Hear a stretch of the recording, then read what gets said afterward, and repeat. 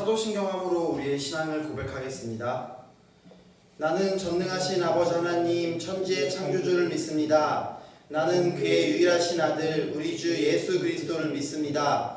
그는 성령으로 잉태되어 동정녀 마리아에게서 나시고 본디오 빌라도에게 고난을 받아 십자가에 못 박혀 죽으시고 장사된 지 사흘 만에 죽은 자 가운데서 다시 살아나셨으며 하늘에 오르시어 전능하신 아버지 하나님 우편에 앉아 계시다가 거기로부터 살아있는 자와 죽은 자를 심판하러 오십니다. 나는 성령을 믿으며 거룩한 공교회와 성도의 교제와 죄를 용서받는 것과 몸의 부활과 영생을 믿습니다. 아멘. 우리가 이 시간 같이 함께 하나님을 찬양하며 나아가도록 하겠습니다.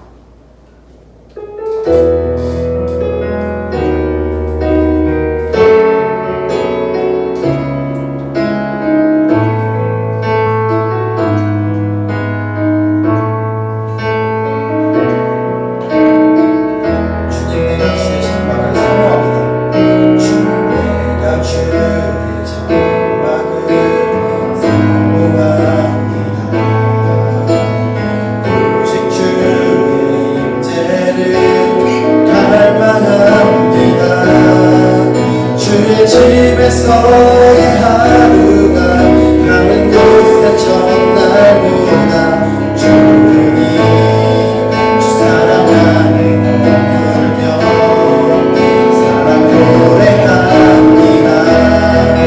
나의 평생에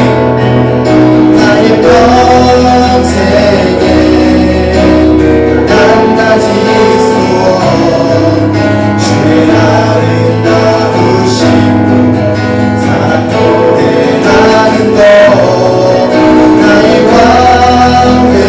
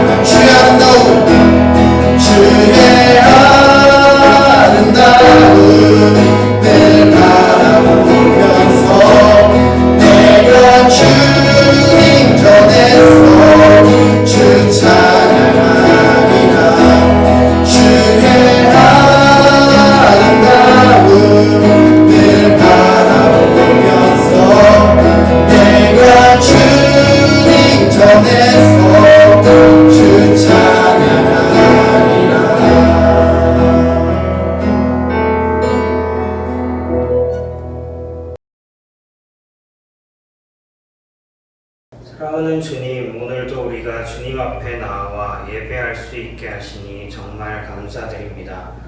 주님, 코로나19 바이러스로 온 세계가 고통받고 있습니다. 이 바이러스로 우리의 이전 일상이 어땠는지 잘 생각나지 않을 정도로 우리 삶은 너무나도 변했습니다. 마스크가 없으면 대중교통도 이용할 수 없고 어디서든 거리를 두고 보이는 것을 자제하고 어딜 가나 소독을 해야 합니다. 기침을 하면 따가운 시선을 받고 조금만 열이 나도 우리는 겁이 납니다. 이렇게 시간이 꽤 흘렀는데도 전 세계의 많은 사람들이 여전히 고통으로 울부짖고 있습니다. 부디 고통의 소리를 들으시고 이 바이러스로부터 우리를 구원해 주시옵소서. 한 치 앞도 알 수 없는 길을 걸어가는 우리 중등부 학생들과 선생님들 모두가 비록 지금 만나지 못해도 서로를 생각하고 서로를 위해 기도하게 하시고 각자의 삶 가운데서 함께 하셔서 그 걸음을 인도하여 주시옵소서. 이제 주님의 말씀을 듣습니다. 이 시간 성령님께서 역사하셔서 우리의 마음을 열어주시고 이 말씀이 우리 삶의 양식이 되도록 우리를 먹여주시옵소서. 감사드리며 이 모든 말씀 우리 주 예수 그리스도 이름으로 기도드렸습니다. 아멘.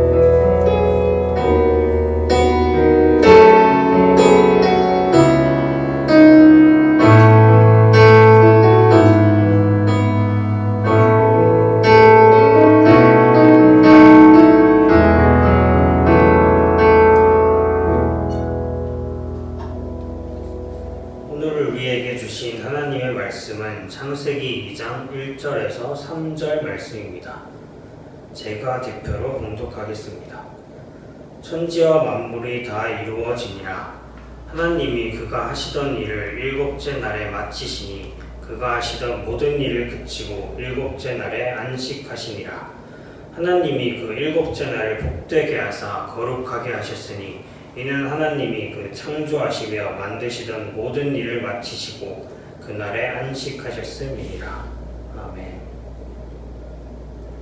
우리는 시간 속을 살아갑니다. 시간 속에 살아가는 우리 일상은 어떤가요? 사람에 따라 다르겠지만 일주일로 나눠서 대충 생각해 볼 수 있을 거예요. 예를 들어서 금요일에 만나요 라는 노래를 잠깐 들어볼까요?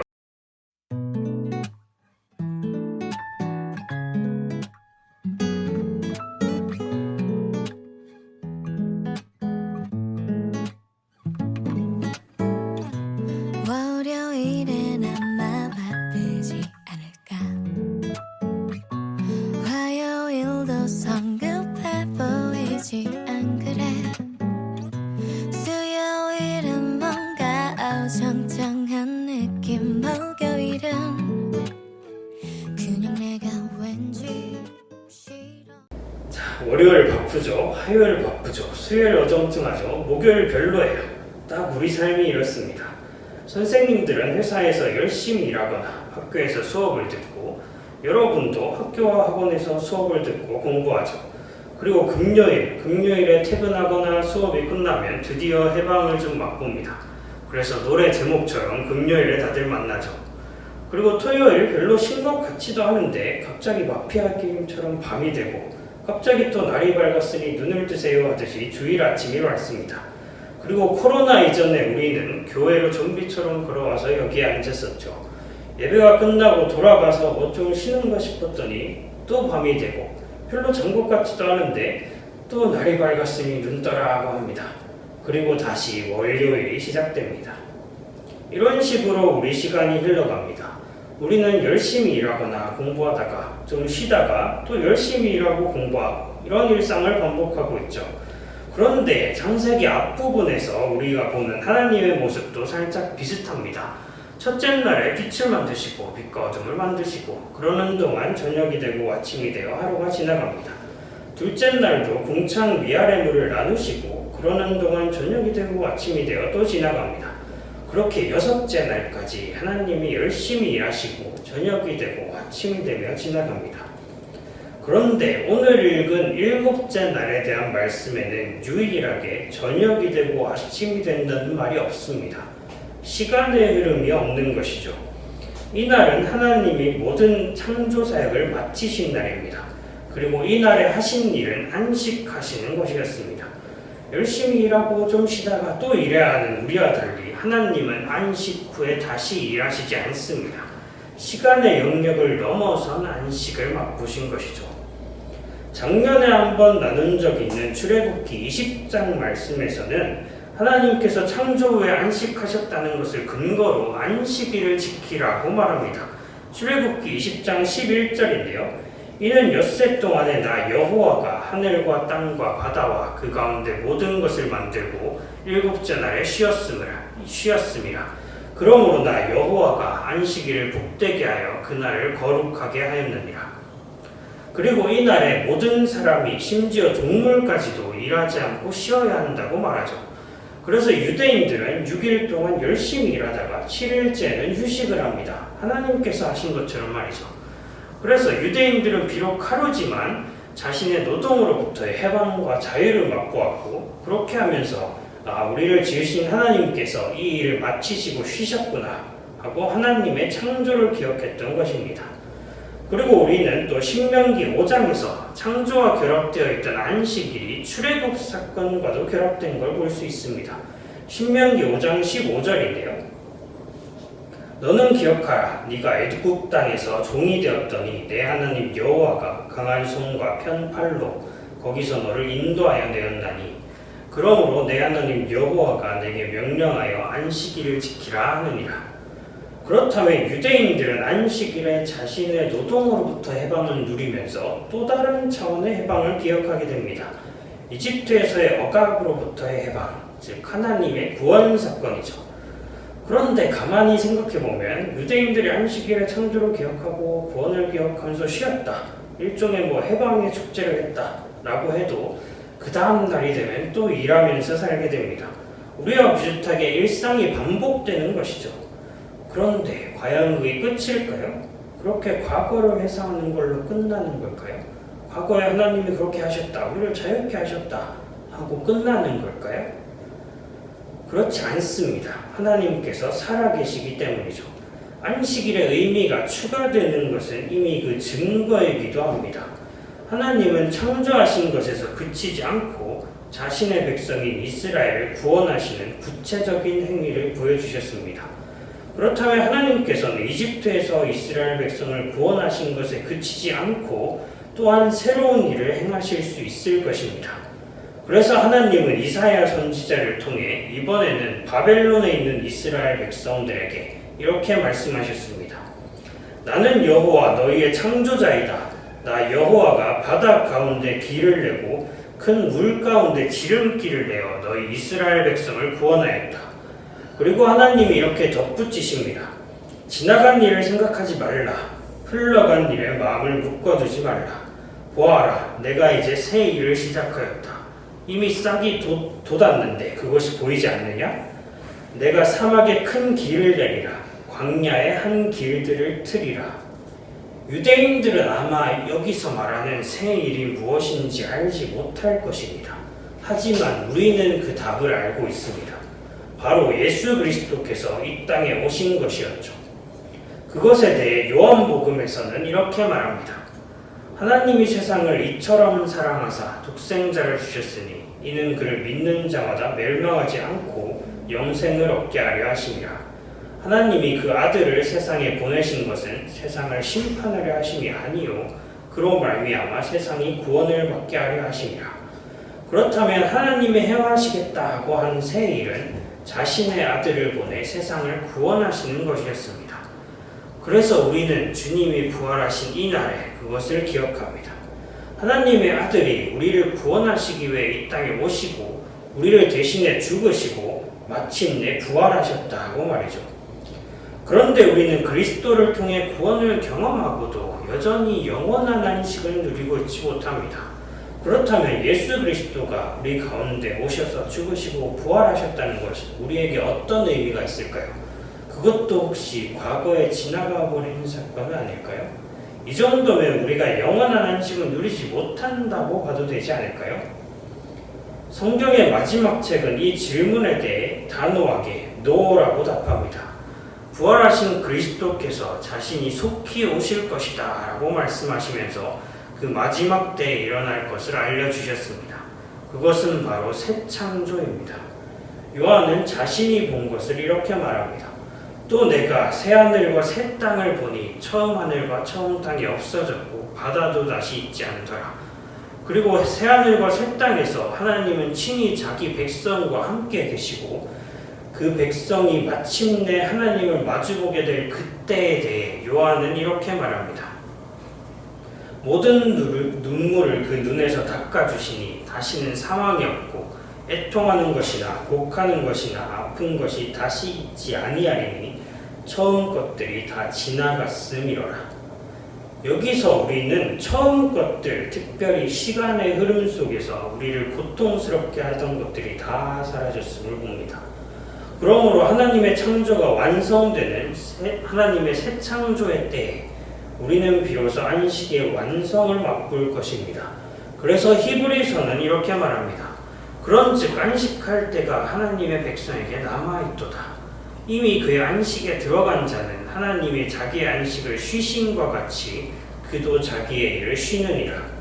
결국 우리는 안식에 대한 하나님의 말씀이 성경의 이야기 전체를 관통하고 있는 말씀임을 봅니다. 하나님이 주신 안식일은 유대인에게는 하나님의 창조와 이집트의 구원 사건을 기억하고 회상하는 날이자 그 하나님께서 이루실 새 일을 기대하는 날이었습니다. 우리는 그리고 새 일이 예수 그리스도의 오심으로 그분의 죽음과 부활로 이루어졌다고 확신합니다.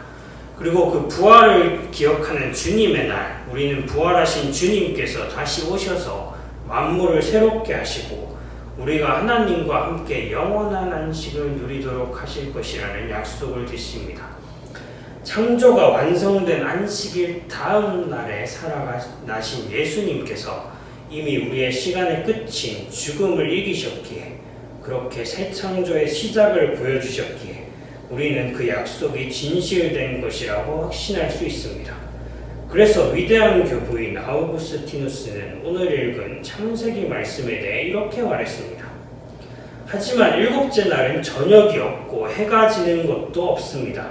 왜냐하면 주님이 그날에 복 주셔서 영원토록 지속되게 하셨기 때문입니다. 하나님께서 이 일곱째 날에 안식하셨다는 말씀은 우리도 영생의 안식일에 들어가서 주님 안에서 영원히 안식하게 될 것임을 미리 말해주기 위한 것이었습니다. 창조의 완성인 일곱째 날을 넘어 새 창조의 첫날이자 여덟째 날인 이날, 우리는 이 영원한 안식을 이 자리에서 미리 맛봅니다. 그리고 우리가 예수 그리스도를 믿는 믿음 안에 신실하게 거한다면 그 영원한 안식의 약속이 마침내 이루어질 것입니다.